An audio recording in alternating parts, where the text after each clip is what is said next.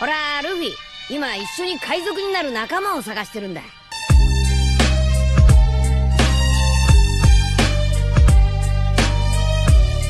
Hello guys, welcome to my channel The Wandering Zoro, your go-to destination for anime-related content. And if you're new here, don't forget to hit that subscribe button and turn on notifications so you never miss out on our latest videos. In today's video, we're going to be diving into part 1 of the series What If Deku Was Abandoned in the Woods and Became a Monster. So be sure to stick around until the end, and let's get started. A young boy with green hair woke up in the middle of the woods with a headache. Izuku, with a groggy head, sat up and looked around. He was immediately scared of what he found: tall trees and nothing else. No sign of people, no sign of a trail, and no sign of his mom. That last thought brings him to a halt: his mother. The last thing he remembers is his mother taking him on a drive into the woods. It was a few days after his doctor's appointment that sealed his fate. His mother was eerily quiet, and Izuku felt unease seep into his being. He asked a few times where they were going, but never got a response. She pulled to the side on a long stretch of road next to a forest. He had asked again, but was told to shut up. This didn't have to happen if you had a quirk. I can't lose everything I have because of your status. Izuku was scared of the look in his usually kind mother's eyes. I'm sorry, what? That's all he got out as his mother put a cloth over his mouth, and he lost consciousness. Inko Midoriya walked through the woods after a long hike, alone. She got back in her car and drove home to pack up and leave for greener pastures. Izuku was left in the woods with nothing but the clothes on his back. After he remembered, Izuku began to sob alone in the woods with no one to hear. He clutched his knees to his chest and cried until he fell back into unconsciousness. Izuku later awoke with a chill in the air. He slowly got up and sniffled again before thinking of what to do next. He watched exactly one episode of Wild Survival on TV. He needed shelter before it got dark. The sun was already setting. He got up and began to walk in a direction. They all looked the same to him. The area he walked was densely wooded with brush everywhere. For his short frame, it was extremely daunting, but what choice did he have? He walked and walked, lost in thought, until he heard something: water burbling. He headed to the noise and found a small stream where he leaned down and drank the fresh water. He began to walk up steam since he didn't know what else he could do. With his arms clutched to his body, he walked for an hour until he found where the water came from: a natural spring source that washed over the stones beneath it. The source was a few feet up in the air on a stone wall, and the small cliffside stretched far. Izuku looked around and found what he was looking for: a cave that stretched into the cliffside. He approached it with much apprehension and peeked inside the dark opening. He listened carefully. He saw and heard nothing. He looked up, and it was close to dark. With no other choice, he walked into the cave, and it stretched up slightly at an angle. There was nothing in the cave as he could tell, and was smaller than his room. There was moss covering the back wall and floor. Izuku made his way over and sat down in the dark. He had acknowledged that his mother left him in the woods to die because he is quirkless. More tears leaked out, and he wiped them away as he tried to think something useful. Unless someone saw his mother do this to him, no one would know. Heroes wouldn't know where to search. Kaken might ask where he was, but if his mother said we moved, why wouldn't they believe her? There were no trails as he walked in the forest, no sign of human life. He was truly alone with no one coming for him. He was scared, and so came the tears again. Izuku woke up the next day with tear stains on his cheeks, and in the dark. He could see the light streaming into the cave opening, and Izuku made his way out. He sat again at the opening and tried to think what next. He needed to eat, and there was a stream nearby. He remembered the show and thought about how he speared fish to eat. Izuku looked around and found a long stick. It was dull at the end and too wavy. He kept looking until he found a straight stick with a dull end. He moved to a flat stone and started to sharpen it, as the guy said on the TV. He said to use your knife or a hard stone. He didn't have a knife, so this will do. He kept going until the point was sharp, and then he made his way to the stream. He took off his shoes and socks and then walked into the stream. He walked slowly in the cool stream until he saw some fish swimming around and stopped. He tried his luck for hours and hours until he finally speared a fish hard enough to catch it. With tears of joy, he pulled the fish up on the stick and walked back to the cave. Now he needed to prepare it. He vaguely remembered that they took its guts out. Still no knife and a rumbling stomach, he looked around for something. A pointy stone caught his eye, and he picked it up. He sat down and looked at the dead fish and then the stone. He reminded himself that he still needs to cook it, and tears of frustration leaked out of his eyes. He was angry at his mother for leaving him, at the doctor saying he was quirkless, and at himself for being quirkless. His stomach reminded him that he couldn't waste time, and he swiped tears away to focus on the fish. With a mess, he pulled out the stuff in its belly and threw it away. He cleaned it as much as he could in the river and used the sharp stone to scrape the scales as much as he could. Then he moved to the cave opening and set the fish on the spear. He set it against the cave wall and began on the fire. The area was dry, and he found enough stuff to make a fire. He found dry grass and leaves with sticks to rub together. He knows if stuff rubs together fast enough, it gets hot, and then the fire starts. So he sat with a bunch of sticks, bark, and dry leaves to burn. He moved the sticks around until he found a way to spin the tip of the stick on the bark and began to do his best. Hours passed as he got close to starting a fire with small streams of smoke coming out, but his young body couldn't manage. Tired and hungry, he looked to the sky, and it was beginning to darken again. He looked at the fish still on the stick and grabbed it. He looked at it, and his stomach rumbled again. With tears, he bit into the raw fish and chewed. He didn't stop to think of the taste or the possible consequences of eating raw food. He was too hungry and didn't care as he devoured the fish. 15 minutes later, he was washing his mouth with water and his hands. He felt satisfied at the quenched hunger. With that, he made his way to the cave moss and lay down for the night. 2 years passed as Izuku struggled to survive. He figured out how to make a fire and finally could eat cooked fish. He hadn't gotten sick from the times he ate it raw, and he was grateful the river was clean. The fire took his shoelaces and 2 sticks to spin fast enough to gain the heat to start an ember. With excitement, he gently set some dry leaves and blew on them until flames sprung up. He set sticks, and then he had a fire. He danced around it with joy, and he looked at his fire started with pride. During the 2 years, he looked around his cave to find different foods to eat and found many things. The only problem was trying to figure out what was edible. He spotted a squirrel eating a berry from a bush, and that gave him the idea of following their lead. Any roots he found, he set out for animals to eat. If they didn't, he didn't. If they ate it all, he ate it. He was a genius, he complimented himself. He thought of hunting animals for some meat, but he didn't have any idea how to catch one. So he stuck with fish and whatever he could forage. The first winter was hard with him going to sleep shivering most nights. He learned quickly to close off the cave opening with a shrubbery. The next year, he made a makeshift door to set it in front of the opening. Made of sticks and vines, it blocked the cold well. The fire gave him warmth in the cold. His clothes shrunk on his body, and his shoes grew tight. He worked with what he had and tore open the front of the shoes to make some open-toe shoes. His shirt and shorts stayed on until he couldn't wear them properly. When his shorts were too uncomfortable, he tied his shirt to cover himself as best as he could. He ranged further out with each passing week to find anything, but so far he had found no sign of people. His sense of direction improved drastically as he lived in the woods.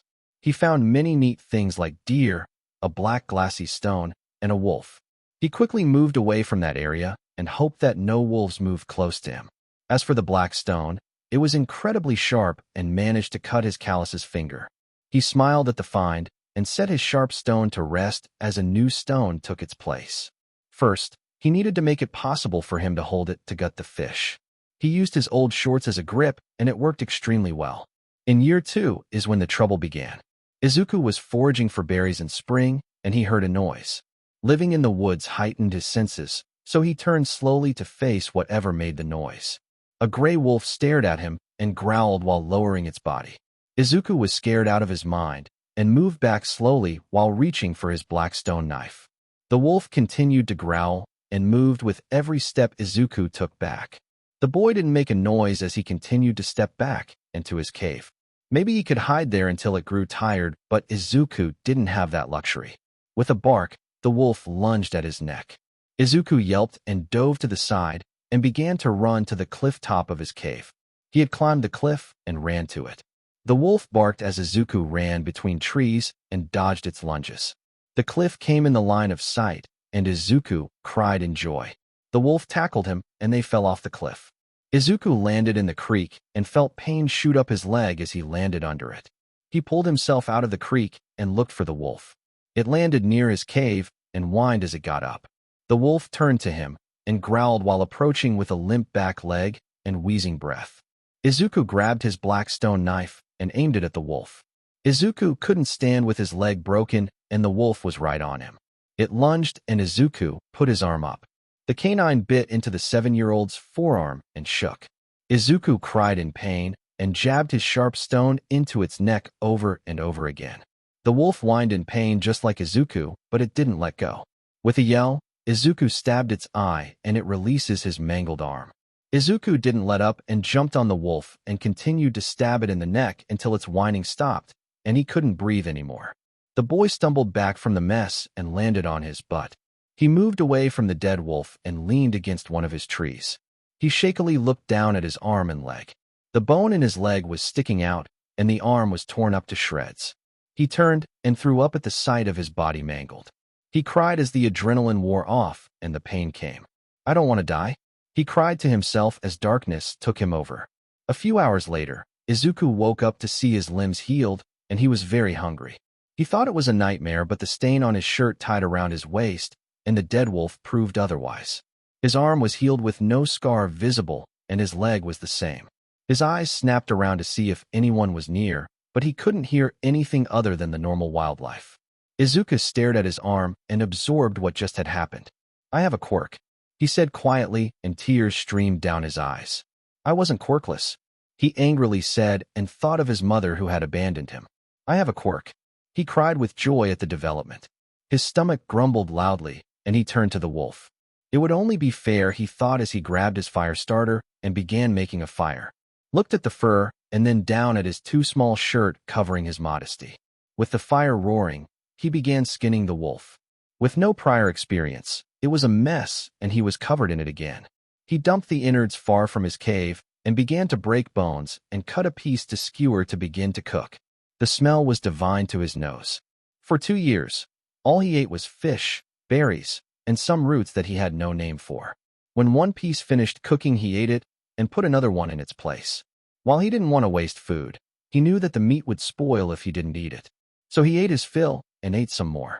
All that was left was half a wolf and its chewed-on bones. With a full stomach, he cooked more meat for later and set it on large leaves he had found and set them in his cave. The rest of the raw meat was dragged away from the river and put into a pit and covered up with shrubbery.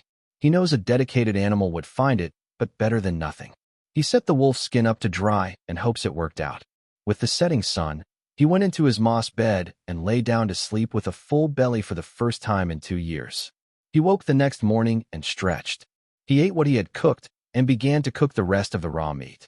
With that done, he sat down and thought about what he had discovered yesterday. He had a quirk. He healed yesterday from lethal wounds. Now to figure out what his quirk is. Yesterday he ate a breakfast of berries, so he shouldn't have been hungry, but when he woke after the fight, he was starving, and it was the same day. Maybe fast healing, and it uses what I have to heal. Izuku thought out loud. He remembered the vital fluid being gone from his wounds as well. And it took from the outside too. He took his black stone knife and cut his finger. It bled, and it didn't close like he expected it to. Heal. And slowly it closed up. I have to tell it to heal. Oh, can I do other things? Stop healing. His finger stopped healing. Bled. Vital fluid gushed out of the minuscule cut. Heal. It healed. He washed off at the stream and tried new things with his quirk. He remembered the sharp teeth on the wolf and said, "Grow sharp fangs." Pain bloomed in his mouth as new teeth grew over the teeth that were there. Once the pain stopped, he touched his teeth and found fangs like the wolf's where his canine used to be. So cool. All right, go back. Pain bloomed again in his mouth, and he cried in pain. Once the pain was gone, so were his teeth. That hurt. Stop hurting. He ordered, and his body went numb. He didn't like it. Go back. He bit his tongue without realizing it, and he healed it. Okay, are you alive? If you were, give me a sign. Nothing happened. He hummed in thought. Numb my right hand and make sharp claws.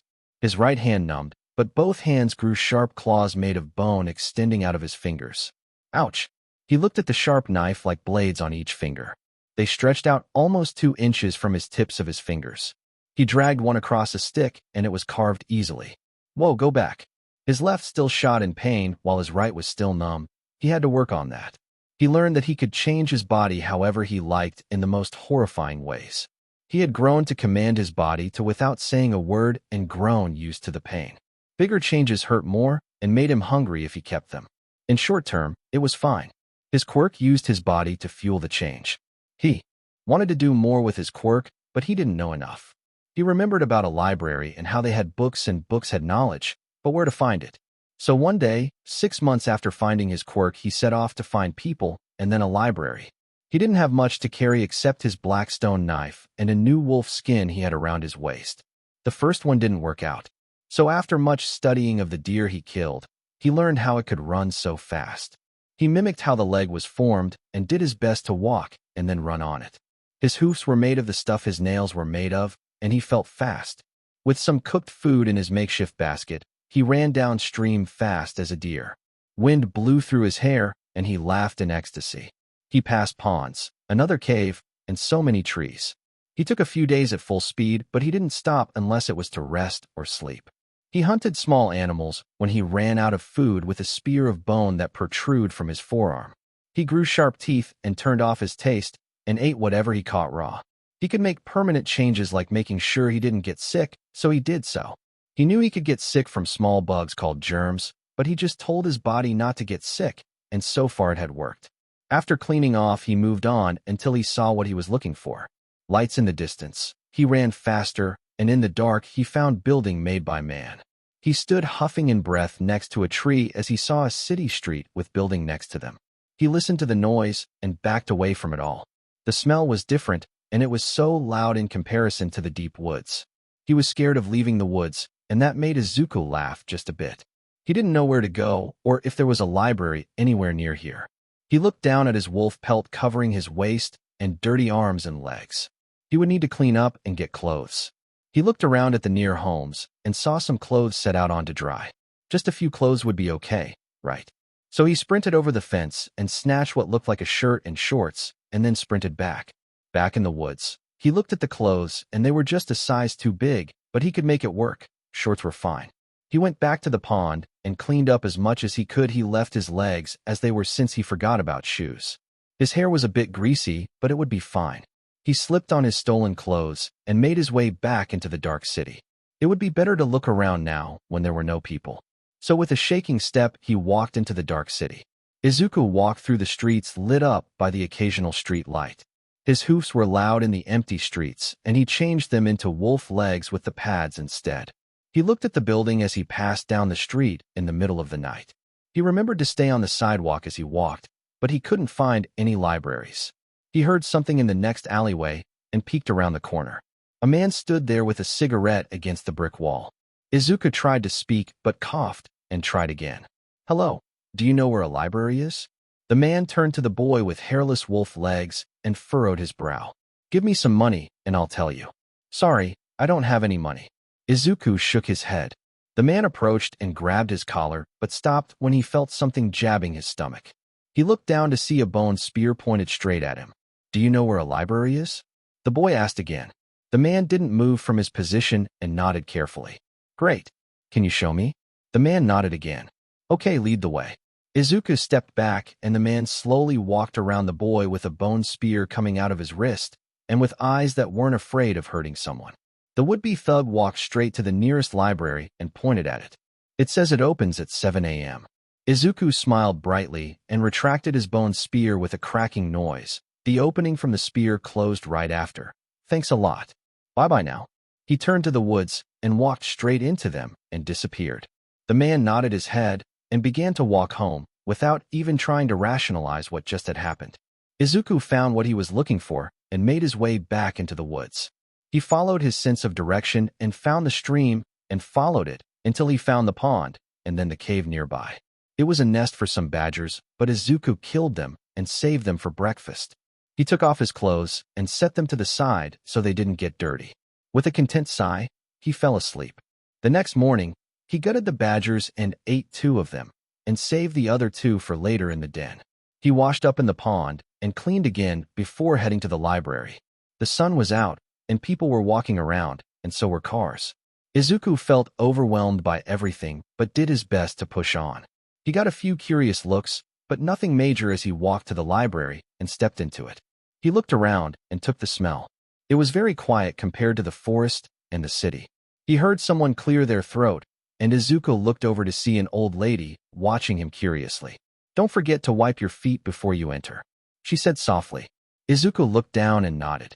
He cleaned his paws on the rug and made his way to the old lady. "I'm looking for books about the human body." He paused. "And other kinds of bodies like animals, like bones and stuff." The old librarian observed the young boy that could only set his chin on the counter and asked about anatomy books. His hair was wild and his eyes were little better. "All right, follow me." She guided him to a section for high school and moved past it to stuff his age. "Here we are." Izuku looked at the books and grabbed a few that he could barely read. "Thanks." He sat at one of the tables and opened the first book and barely could read what the more advanced book had written. He flipped through the book until he found a page on the anatomy of the human body. He turned to the male body and tried to understand what he was reading. He was sounding a word but couldn't. "That says pancreas." Izuku had heard the old lady was nearby, so wasn't startled when she spoke. He repeated how she had said it. She sat next to him and watched him for another moment before speaking. "When is the last time you went to school?" she asked softly. Izuku stopped and thought about the question and answer. "I think 2 years ago, a bit more," he said and turned back to the book. "Why is that?" she pushed. "Why are you asking?" He turned back to the old lady and stared back. "Because you should be able to read this without much issue, but you don't look malnourished. So you have been fed well, but why don't you go to school?" She stated what she has seen of the boy. "I've just got back, so I'm behind in school." He shrugged, not seeing the issue. "Do you wish to learn?" she asked softly. "Yes." His eyes shone with the goal he was searching for. Learn how to read better, then learn how to make his quirk work better, and then that's for later. Keep your voice down while in the library. Come on, I'll show you what you need to do to catch up. Even when she lectured him, she was soft-spoken. Izuku followed her, and she put him in front of a computer and brought up multiple tests for him to make. He scrunched up his nose, but he did what she requested and began to answer question after question. She checked up on him every once in a while, but he was fine on his own. Once done, he moved over to where she was reading a book and told her he was done. She printed off the results and read where he was academically. She then moved through the library and grabbed books from a few sections and handed them to Izuku. "Read these, and once you have understood them, come find me." She smiled softly at the strange boy. He worked for a few hours until his stomach rumbled. He got up and handed the books back to the old lady. "I'm not done yet. I'm going to eat and be back." With that, he ran out the door and to his den where the badgers waited. What an odd boy, the librarian said to herself. There was something not right with him. Izuku returned with a full belly to the library and took the books from the old lady and kept reading where he left off. Some people came in and left quietly. Izuku kept track of them all. The day passed like that until the old lady knocked on his table to get his attention. "It's time to close up for the night. I'll be open tomorrow at the same time, and I'll hold on to the books if you like. Or you can check them out and continue reading." Izuku was tempted, but he had no source of light to read in his den. "Okay, I'll be back tomorrow to keep reading." He set the books on the counter like before lunch and left with a wave. Izuku jogged back to the woods in search of dinner. He knew he smelled some other animals nearby and would have to hunt quickly before the light vanished. He took off his clothes and switched to his wolf pelt so they wouldn't get dirty. With that, he grew his claws and prowled the woods until he found what he was looking for. A deer grazed lazily in his line of sight, and Izuku slowed down to catch it. He jumped onto a tree and climbed it before jumping onto another tree until he was right above his target. He leapt towards the deer and killed it quickly before it made a noise, its head hanging by a thread as it fell under Izuku's weight. He grabbed it and began to skin and gut it immediately, away from his den. Once done, he began to make his way back to his den to cook up the meat. While he could eat it raw and it wouldn't be an issue, he liked to taste cooked meat every once in a while. Now dark, Izuku sat next to a fire with some deer meat cooking on a stick. He blew on it and chomped down on it. His bladed fingers made clean cuts on the meat, which means less mess. Once he ate about a third of the deer, he set the skin to dry after figuring out the right process and went to sleep with the deer dragged in with him. 1 year later, Izuku walked into the library and greeted Asato Shizuko. "Hello, Asato."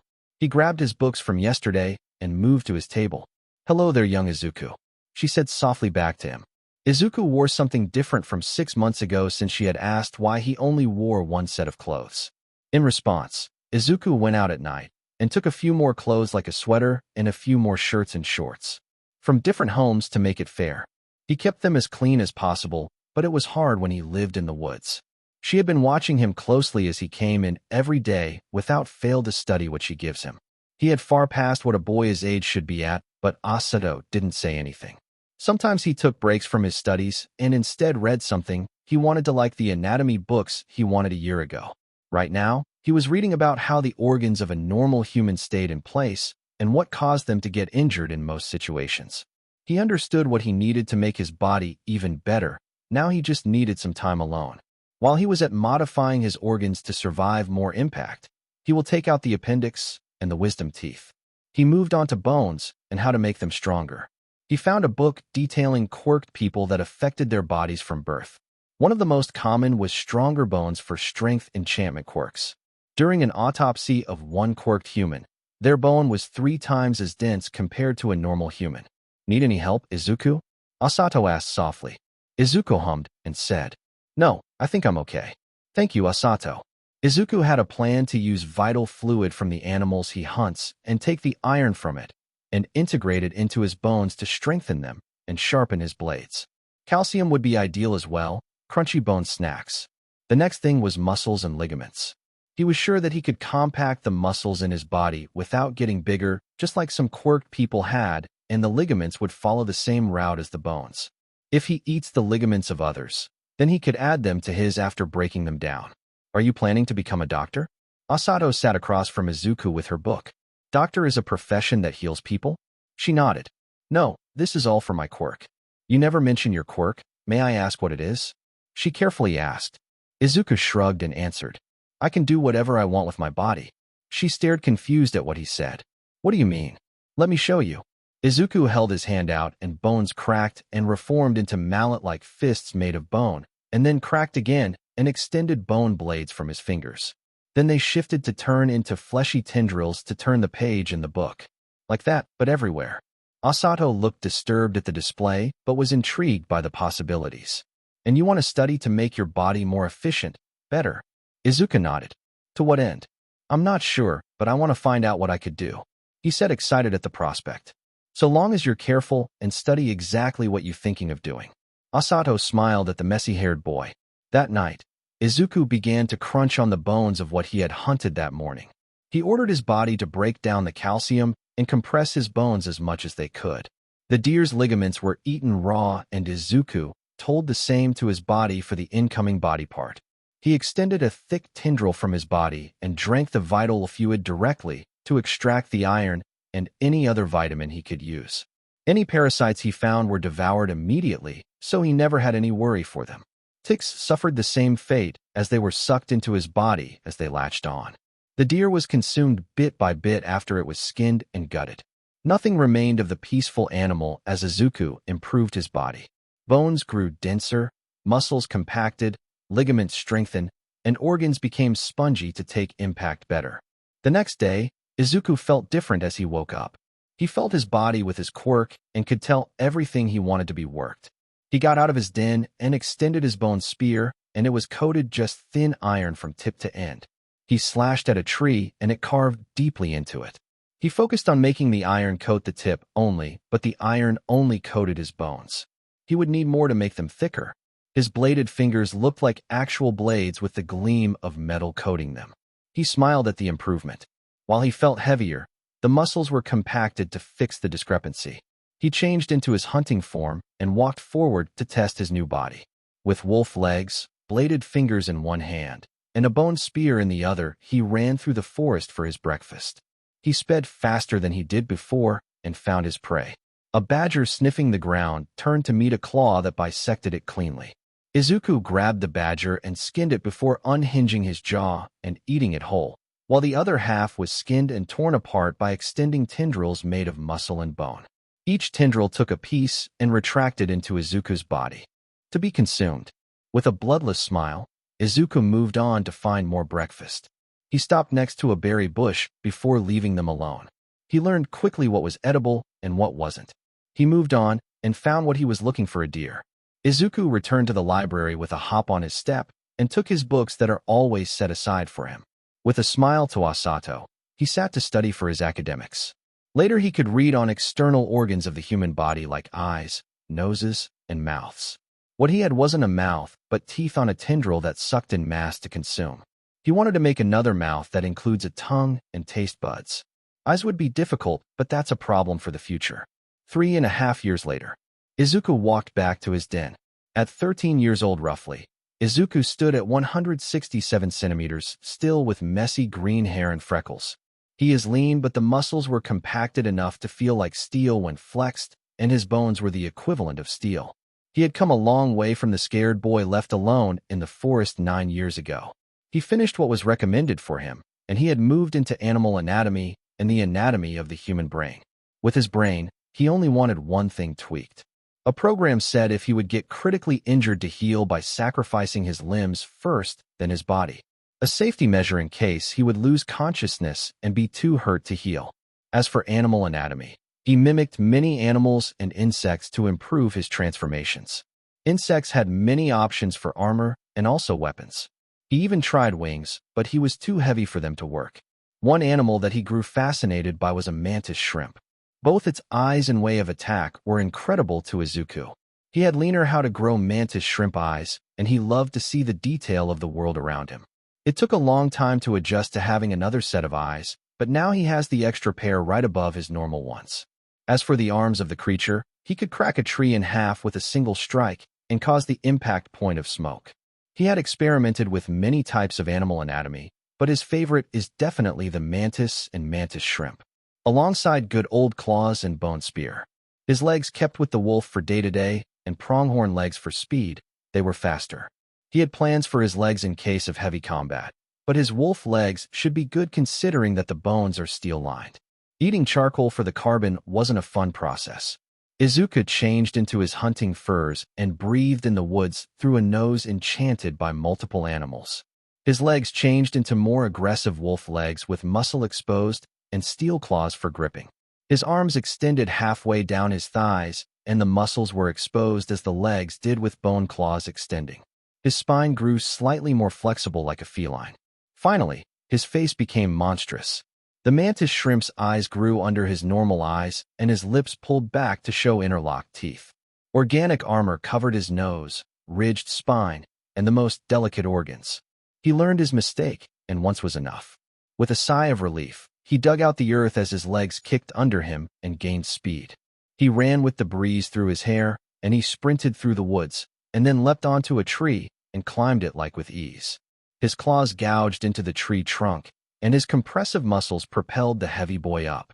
He reached the top and leaned over with tendrils extending out of his back and wrapping around the treetop.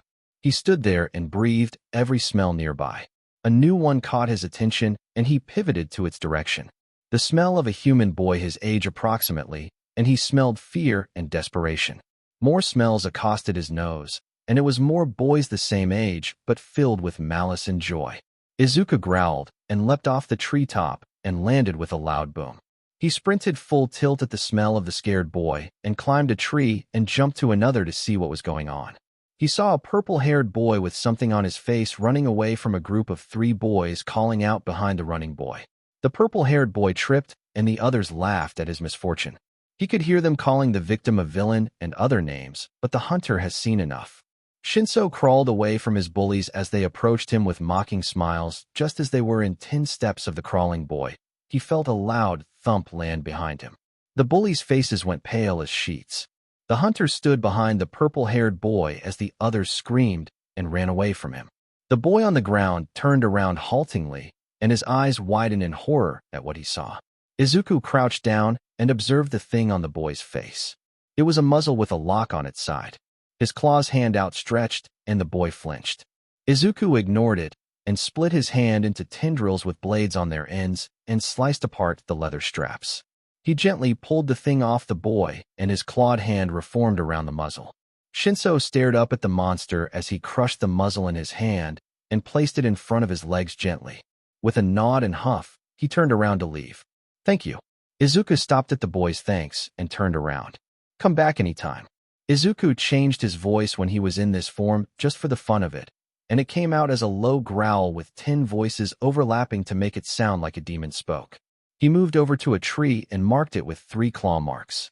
The boy nodded and stayed there until Izuku left. Shinso let out a breath he didn't know he was holding and took the ball of scrap that once was the muzzle. He looked up at the claw marks and got up to feel how deep they were. If that thing wanted to, he could have torn all of them apart. But instead, he stopped the bullies from going further with no witnesses around. He still shivered at the four-eyed beast with skinless legs and arms. Izuku walked into the library to continue his research on the anatomy of living things he could assimilate into his body.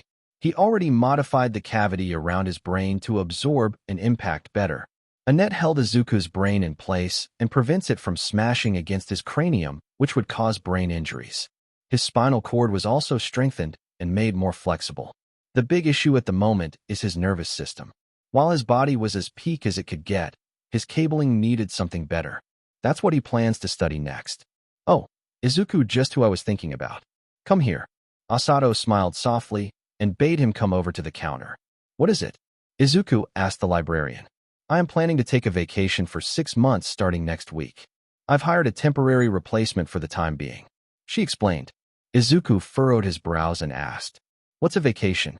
Asato smiled softly at the strange boy and answered, When someone takes a break from work for a long time. Oh, all right. Just like how he takes breaks from hunting quietly instead, he hunts where deer can see him and he can run after them. You'll be back? She laughed softly. Yes, don't worry about that. All right. Izuku nodded and took the book he left on the counter. Asato smiled at his odd behaviors as he sat down at his table. Izuku read about the nervous system and quirked humans and animals that had improved nervous systems. From what he understood, the nervous system was his brain and spine. He was thinking of the peripheral nervous system, which was the nerves, sensory neurons, and motor neurons. He wanted his peripheral nervous system able to move faster than it can now. Turns out it was simple to improve his nervous and peripheral nervous systems just by adding more neurons connecting to each limb. He had to be careful and not cross wires, so to speak, or else if he wanted to move a finger then the arm moved at the same thought. That was a simple fix as he dissolved the neurons connecting the 2 lines. He added more to his external organs like his eyes and nose. When he first grew his extra pair of eyes, it was distorting to get input from both eyes. He had grown used to it and flipped between the 2 sets, but now with more neurons connecting both eyes, he could see out of both of them at the same time. While his mantis shrimp eyes were more narrowed in their focus, he used his normal eyes to see in a wider range. His nose didn't improve much. The week passed as Izuku began to slow in his research. Asato gave him a goodbye hug to his surprise and was gone the next day he came in. In her place was a young woman with nondescript features. She smiled in welcome, but that was all. Izuku didn't pay much attention to her after that. During his time going back and forward between the library and the woods, he only encountered a hero once as he was walking to the library in the morning. A man with colorful clothes was walking down the sidewalk with his chest out. Izuku tilted his head as he observed the oddly dressed man. The hero caught his watching fan and approached him. Hello there, young man. Shouldn't you be at school? The colorfully dressed man said with a smile. I don't go to school. I learn everything I need in the library. He answered. Why are you dressed like that? The hero paused at the question. Because I am a professional hero. He looked confused at having to answer that. Oh, right. Heroes are like the police, but they can use quirks and dress up. Izuku remembers a faint memory of a blonde man with a weird hairdo. Where are you from, young man? The hero looked thoroughly confused at the interaction. I grew up in Japan. I live near here. Izuku waited for the man to continue talking, but looked trying to wrap his head around the idea of someone not knowing about heroes. Izuku didn't wait any longer and left the man standing there. Hello, nice to see you again. The temporary librarian greeted him. Izuku walked up to the desk and asked, What aisle contains information about heroes? What would you like to know? The agencies. The heroes? Its history? She walked around the desk and made her way to a bookshelf. Agencies. What is that? Give me the basics of heroes first. He asked. The young woman looked at him curiously and nodded. She grabbed a book on the history of heroes and how they came to be. Most of this bookshelf is about heroes. That will tell you about the beginning of the heroes and how they came to be today. Izuku nodded his thanks and walked to his table. He read the book and then grabbed another and another. He read until it was time to close the library. The lady tapped his table to get his attention, and Izuku got up and set his books on the counter for tomorrow. He was in deep thought about heroes. He turned to the temporary librarian. So heroes protect people by using their quirks to fight villains who use their quirks to hurt people or that break the law. She gave a curious nod. How can someone become a professional hero?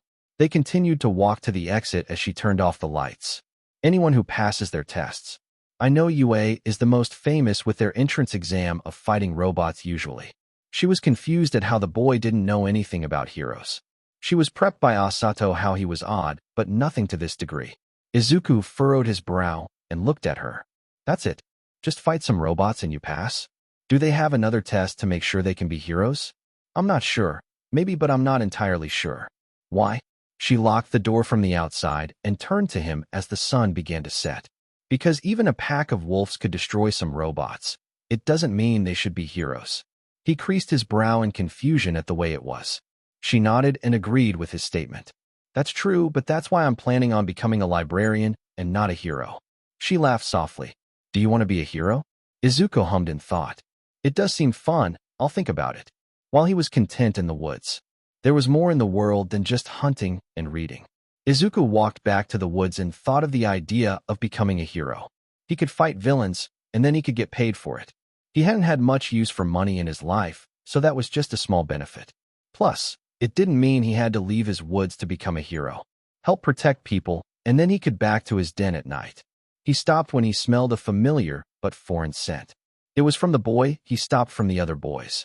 He stripped and changed into his hunter form and leapt to a tree and followed his nose. He found the boy walking alone in the woods with a light in his hands, shining his way forward. Izuku observed the boy as he looked around with a nervous odor wafting to the hunter. He waited until the boy was under his tree and then dropped a few feet behind him. The boy yelped in fear as the hunter stood a few feet over him. The boy stepped back a few feet from the hunter, who watched him curiously. Shinso shook a little as he looked into the four eyes that stared at him. The beast's teeth were sharp and gleamed white as they locked perfectly in between each other, and green messy hair covered his top. Shinso gulped and nervously pulled out what he had in his sweater pocket. The hunter watched the boy nervously observe his changed form, and then he reached into his pocket. His eyes snapped to his hand, and the boy froze at the moment. He looked back up at his face and tilted his head in curiosity. It's a thank you gift for what you did before. The boy stuttered and held out a box of cooked meat seasoned. The hunter split his hand into tendrils and gingerly picked up one of the skewed meats and brought it to his nose. The whiff he got stung his nose, and he shook his head and then sneezed. He looked at the meat and the nervous smile of the boy. Izuku took a piece and chomped it down. Spicy, but good, Izuku said as the seasoned meat covered his tongue. For most of his life, he had plain meat, and the seasoning was a kick to his senses. Shinso let out a sigh of relief as the beast ate the rest of the skewed meat. His stomach growled just a bit, and he remembered that it was dinner time, and he should be heading back to eat with his mother. You're hungry, the beast stated. Yeah, dinner should be soon, Shinso responded. Yes, it's time for a hunt. The beast picked up Shinso with his tendrils and held him close to his back as he disappeared from the clearing they were at. Wait, what are you doing? He felt panic rise as the beast strapped him to their back, and they blurred to another clearing. Izuku set the purple-haired boy down, and he collapsed. Izuku sniffed the air and bolted to where a badger was. He quickly sliced its head clean off and took it as he drained the vital fluid with tendrils. He skinned it and gutted it with practiced ease and arrived back at his den just as the boy was beginning to get back up. He set the body of the badger on a branch and grabbed his fire starter to start a fire to cook dinner on. In the fire pit he made, tendrils grabbed tinder and sticks as smoke plumed out, and a fire began. He added more and more until it was roaring. Shinso watched as the beast started the fire and built it up until it was to his satisfaction. And then he grabbed the body of the animal and sliced its legs off and skewed them. He set them to cook over the fire.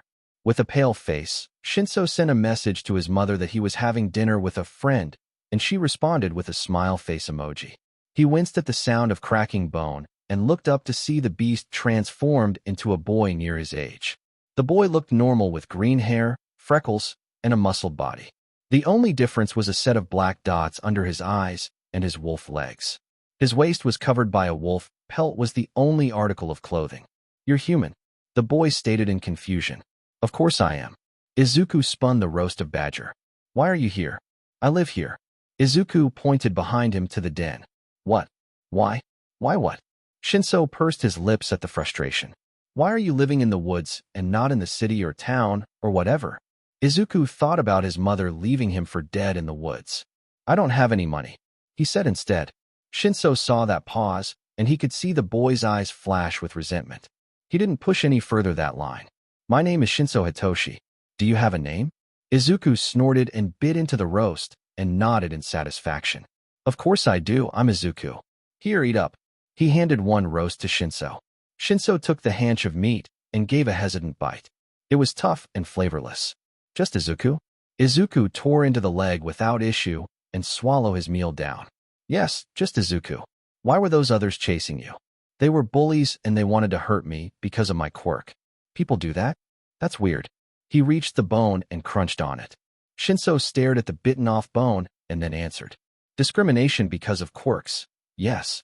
How long have you been here in the woods? My den, like 5 years. In the woods, longer. He finished his bone and moved on to the next roast. Oh, do you like it? Izuku nodded. It's okay. It's quiet and I get to hunt. He shrugged. Do you plan to stay here forever? Izuku paused at that and finished his mouth full.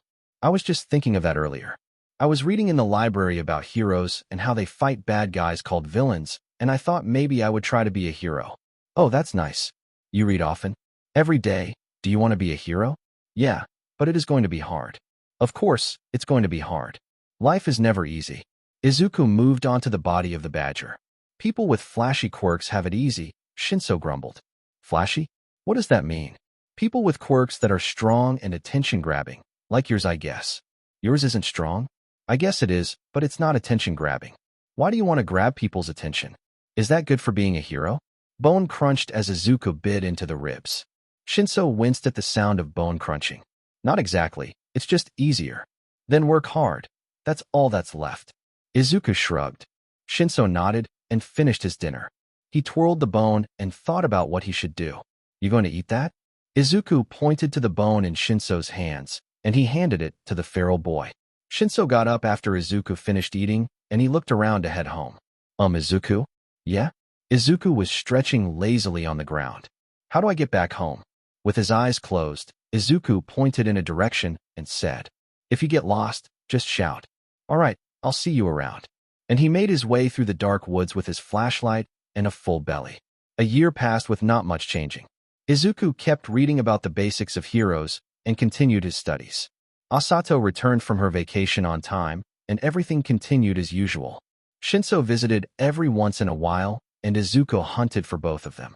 Bit by bit, Shinso got a bit more muscle added to his body. Shinso gave him the idea of trying to mimic quirks as he has been with his physical body.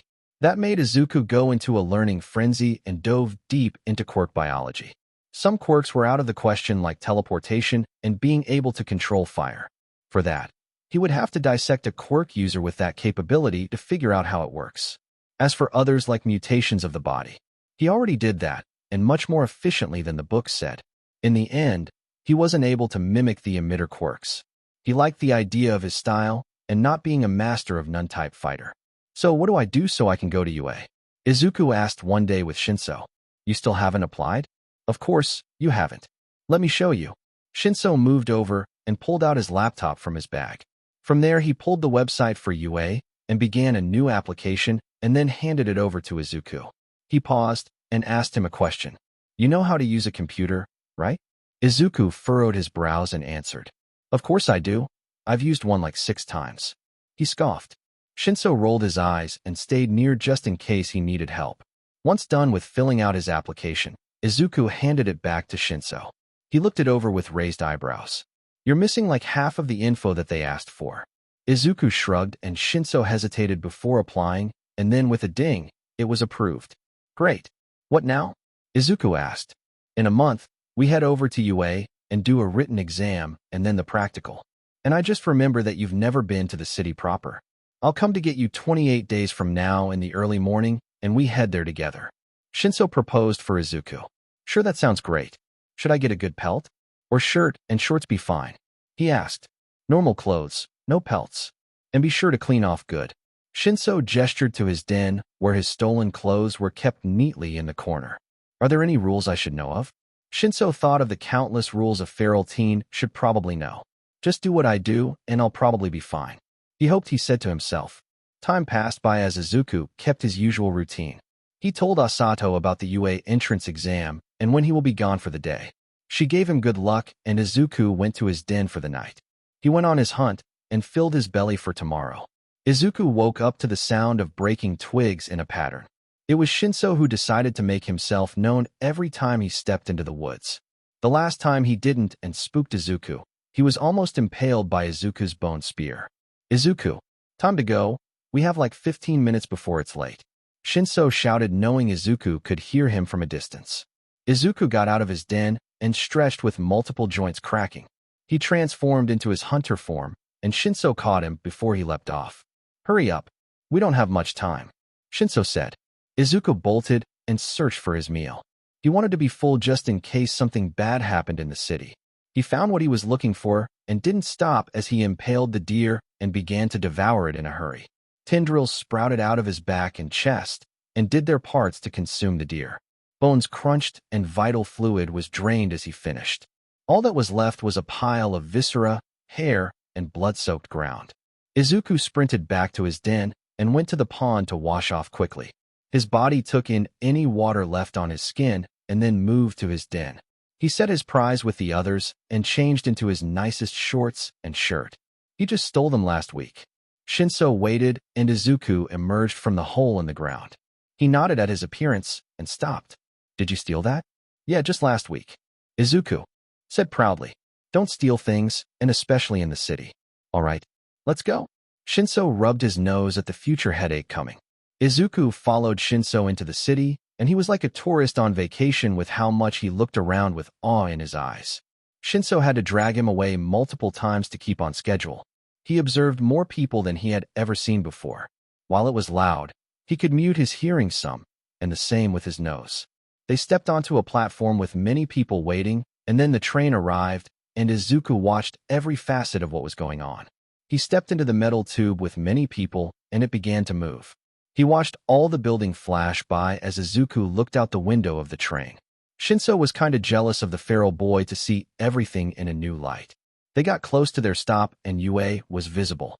Shinso tapped Izuku's dense arm and pointed at the building. The train stopped and many people got off. Izuku stuck close to Shinso and they walked to the gates of UA. Many people with a myriad of quirks and appearances walked in the same direction and Izuku took it all in. You ready? Shinso asked. For what? Izuku asked, confused. Does the fight start immediately? Izuku raised his hands to change, but Shinso covered them. No. Just forget it, and let's go. Shinso groaned.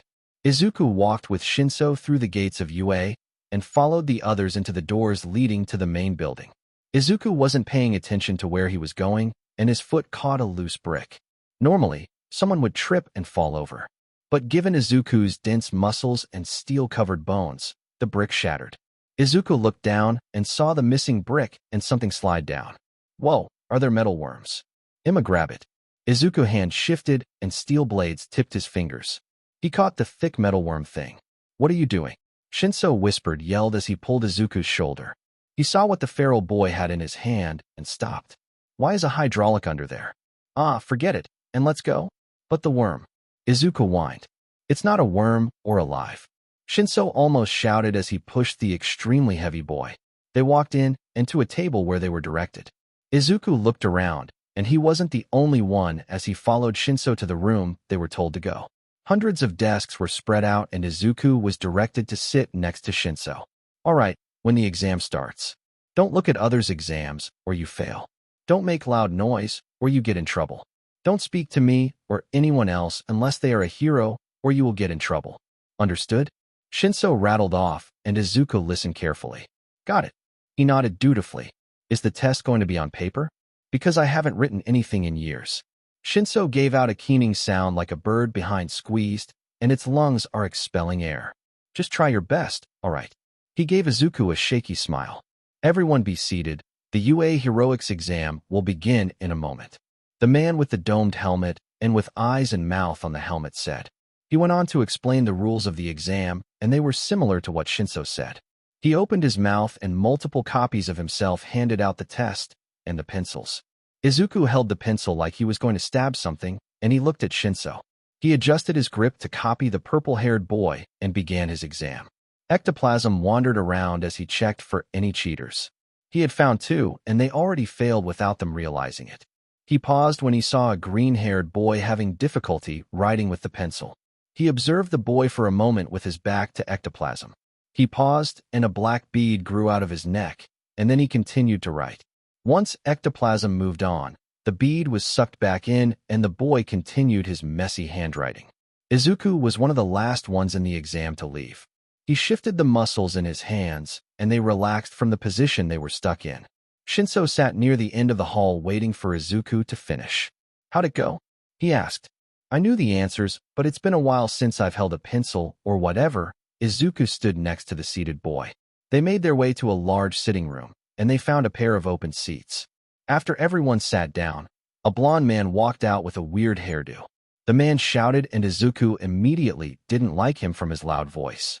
The hero went on to explain the exam and what their objective will be. It was pretty straightforward: destroy robots and get points. You will have to find the bus with the city center A on the side, Shinso explained to Izuku as he pointed out the different areas he will be needed to go to. And you too. If you think of this as a joke, then leave. A boy further down pointed to Izuku and Shinso. What was the joke? Izuku asked without hesitation. The room bubbled with scattered laughter, and that made Izuku even more confused. What joke? He turned to Shinso, and he just patted his shoulder, and the hero continued. They all split off to different areas, and Izuku wandered the long row of buses until he found the one with a large A on the side. Many people were already aboard, and Izuku stepped on. The bus shifted at his weight, and Izuku sat in an empty seat. After a little bit, the bus began to drive away, and Izuku felt some nerves crop up. Not at the test itself, but being alone in a foreign area like the city. He much preferred the forest to the smell of the city. They got off, and many began to stretch and prepare for the exam to being.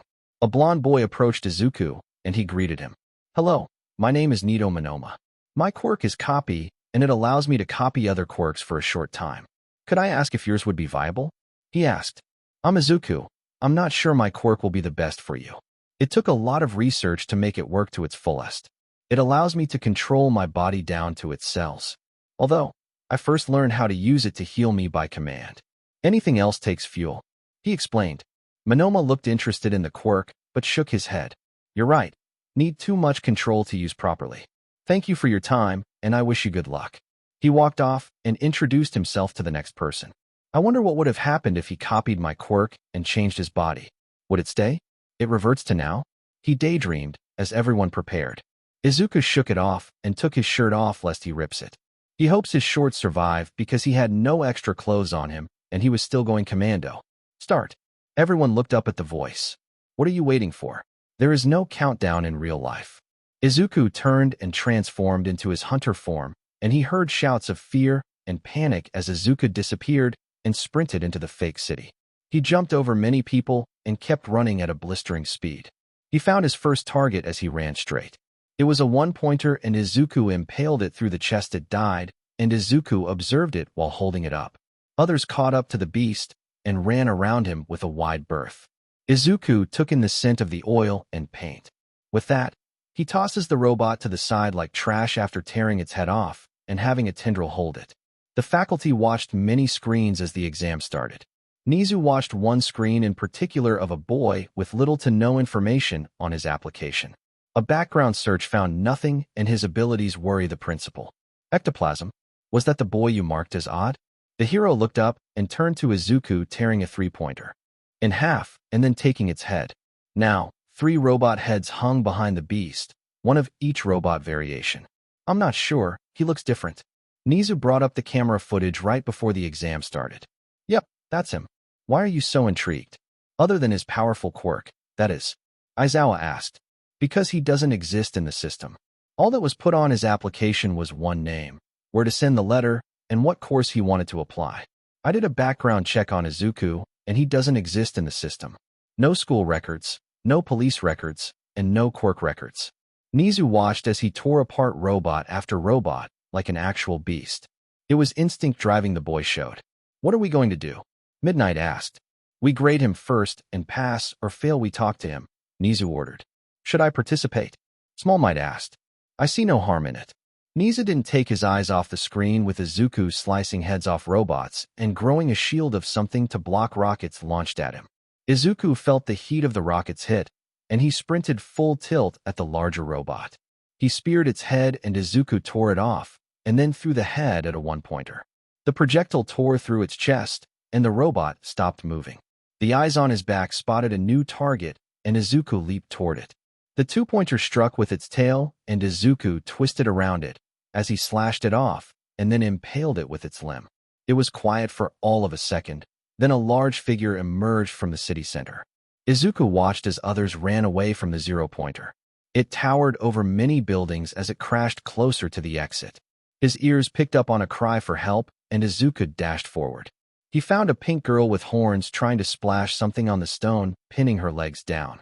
She went pale as she saw Izuku's monstrosity of a body sprinting right to her. Izuku didn't waste time and threw off the stone with little difficulty and gingerly picked up the girl after his hands shifted to normal. He scooped her up and sprinted back to safety. He set her down gently and looked at the zero-pointer's head. He gently set his other trophies next to the pink girl and sprinted at the large robot. He heard the shouts of shock, but Izuku wanted to take it down. With a feral grin, the hunter leapt at its legs and began to climb them with frightening speed.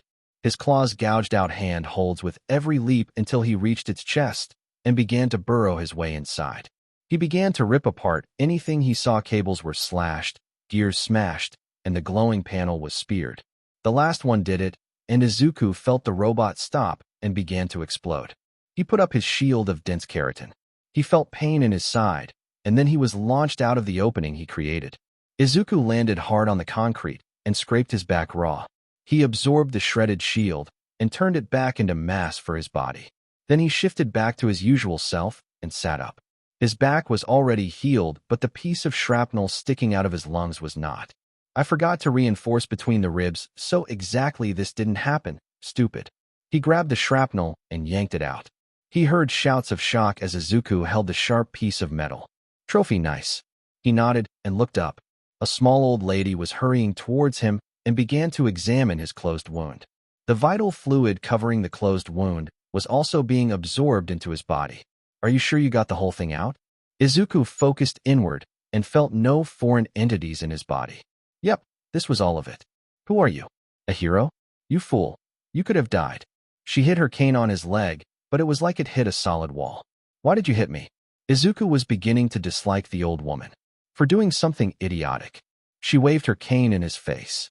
Should I do the same if I ever see someone do something idiotic? You hit me with your full strength. Should I do the same? Izuku loomed over the diminutive woman and asked with full seriousness. Recovery Girl stepped back at the shifting body of the boy. Izuku watched her for another moment and waited for an answer, but none came. Izuku turned and left to claim his trophies. He found the pink girl he got out from under the stone, and next to her were the 3 robot heads. Nice. Glad to see you're all right. He picked up the 3 heads and headed to the exit. Good luck, or whatever. Everyone was quiet as they watched the odd boy carry 3 robot heads and a piece of shrapnel that impaled him not long ago. Izuku made his way back to the bus's left and waited for Shinso to arrive. He got many odd stares when they passed him, but Izuku didn't pay much attention to them.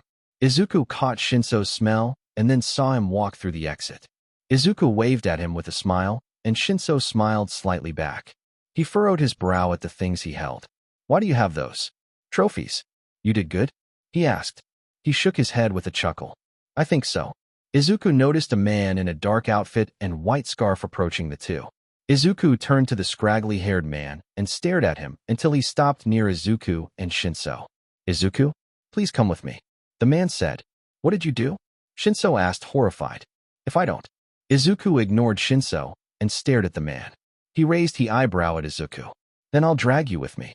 It's illogical to waste any more time. Izuku caught a glimpse of some goggles around the white fabric and faint lines where he wore them frequently. Not until you tell me why. The area was emptied of teens, and all that was left was a nervous Shinso and the two of them staring at each other. The man gave out a long sigh and closed his eyes. The principal wishes to speak with you about your application. Is that reason enough? He turned to stare at Izuku. Oh, that's all. Sure, I don't mind. Come on, Shinso. He waved the purple-haired boy to follow. Izuku waited for the man to show them the way. The man stared at him curiously. Izuku blinked vertically just to have fun. Follow me. The man didn't bat an eye. They walked silently as they made their way upstairs into a confident room with some heroes by his estimation. The nervous energy Shinso was giving confirmed it. Izuku observed each one of the heroes. His eyes lingered on the skinny blonde and then the rodent in clothes. Which one is the principal? He asked Shinso. Shinso whined softly and nodded to the white-haired rodent. He is. So what's this about? That guy said about my application? What about it? Izuku asked bluntly. The heroes gave a variety of reactions as Izuku didn't bow or show any sort of respect to any of them. Most found it odd. Vlad King grunted in disapproval and Snipe chuckled. Hound Dog gave the oddest reaction as he lowered his head and kept his eyes low. Nizu's fur was standing on end as Izuku's eyes locked onto his. Yes, your application had many blanks, and when I tried to look into you, well, you didn't exist. Can you give us more information? Nizu said steadily. Sure, I don't mind. Ask away. Izuku shrugged. Shinso looked at him incredulously. He caught the look and asked, What's with that face? I thought you didn't want to talk about your past. His voice pitched. You just never asked after the first night. I thought you never cared is all. He shrugged and Shinso threw his hands in the air. He turned back to the rodent. What's your full name? Izuku Midoriya. Just call me Izuku. Where do you live? The address you gave was for a library. Near him. He pointed at Shinso. They looked to Shinso, and he gave a glare at Izuku. He told them his address and district. Yeah, about a 10-minute walk from there into the woods. There's my den. Izuku said. Everyone's ears perked up at that. Den? Explain please. Niza had a feeling already. I live in a den in the woods. That's all there is to it. He shrugged. Alone? Hound Dog didn't look up when he asked. They all gave him odd looks, but Nizu understood. Yep, Shinso walked into my territory when he was running away from bullies almost 2 years ago, I think. I am bad with time. He visits me every once in a while when he gets bored or his mom makes him go out. How'd you know that? Izuku ignored him and waited for more questions. Why are you living in the woods? Vlad King asked the question in everyone's mind. Long or short? Izuku asked. Long if you would, Nizu spoke. Well, when I was 5. My mother took me to a doctor to check my quirk since it was taking too long. He said I was quirkless and my mother didn't like that. She dove me far and then dumped me in the middle of the woods to die. Turns out, I'm pretty good in the forest. It was hard at first when I had to eat raw fish, but I managed. When I was 7 is when stuff got interesting. A wolf tried to eat me. I didn't let it and killed it. Granted, it mangled my arm and I broke my leg, but I beat it. Anyways, I wake up later and my injuries are healed, and I have a quirk. I ate the wolf and learned what my quirk did. I can manipulate my body down to its cells. It hurts a lot at first, but I learned to deal with it. I wanted to do more with my quirk, so I made my way to the city and then to a library. From there I caught up with school, learned anatomy for my quirk, and met Shinso. Pretty great so far. Anything else? He looked around to see the horrified faces of both teachers and Shinso. What's with that face? He asked Shinso. Shinso didn't say anything and hugged Izuku. Ah, what are you doing? Shinso tightens his hug. I mean, it's nice and all. What is your mother's name? Nizu asked. Inko Midoriya, I think. You've been eating well? Midnight asked. Oh yeah, I hunt every night. Your food is bland as hell and need more vegetables in your diet. Shinso let go of his friend and wiped his face. You just make it spicy, Izuku grumbles. Well, that's all we need for the time being. But we can't in good conscience leave you alone. I would like to make you a ward of UA. Nizu said, and many nodded their agreement. What does that mean? Izuku asked suspiciously.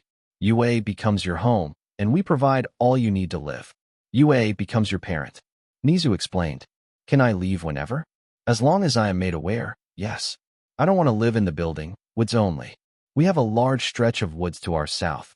We can get wild prey brought in for your comfort, but you will have to learn how to eat with the rest of us.